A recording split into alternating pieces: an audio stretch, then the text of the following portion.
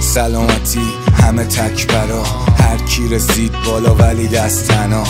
سلامتی رفیقای قدیمی که خیلی بهتر بودن قبلنا، ولی سلامتی رفیقای جدید، اکیپای مریض که توش خودمون بودیم. فیلم نبود تومون، جای گل اسفند بود، کردیم و خیلی هم بهتر بود.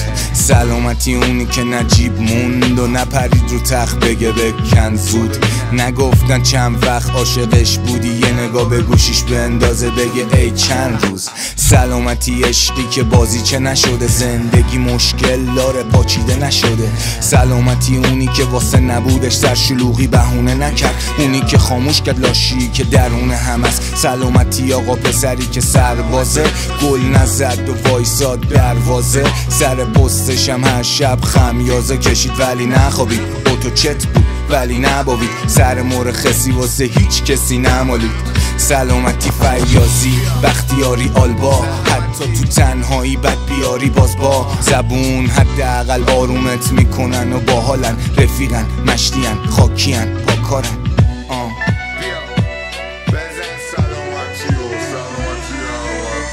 سلامتی باباهایی که از صبح تا شب سر کارن به عشق خونه ها. سلامتی مامانای مهربونی که خونه باهاشون میشه یه بهشت سورئال. سلامتی اونی که انقدر مون تو قلبم تا بشه موندگار.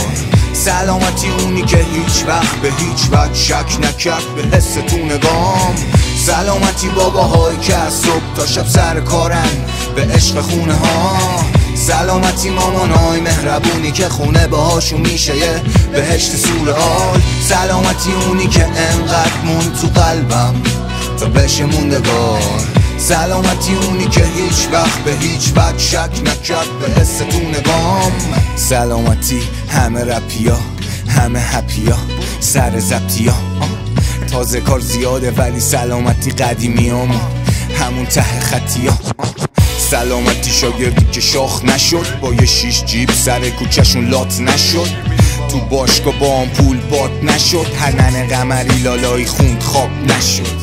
سلامتی رفیقای باحال با استیلای پاکار که وصلن همشون به جیبای پاپا. سلامتی دخترای خونگی، مثبتای گوشگیر. سلامتی همه سرکارا، بگیرش همون سر کارا. سلامتی اونا که شهامت دارن ولی میبیننش میگن بپیچ سری آقا. سلامتی همه مودیا، همه لوتیا، دنبال شر نیستن، دنبال صلح و دوستیان، منتظر اون روز خوبن با یه جعبه زول بیا. بنوشید ولی نکشید، وقتی میخوری سرت بالا سینه سپر میدازتت، باز خود میدونی. سلامتی سلامتی باباهایی که از صبح تا شب سر کارن به عشق خونه ها. سلامتی مامانای مهربونی که خونه باهاشون میشه یه بهشت سورئال. سلامتی اونی که انقدر مون تو قلبم تا بشه موندگار.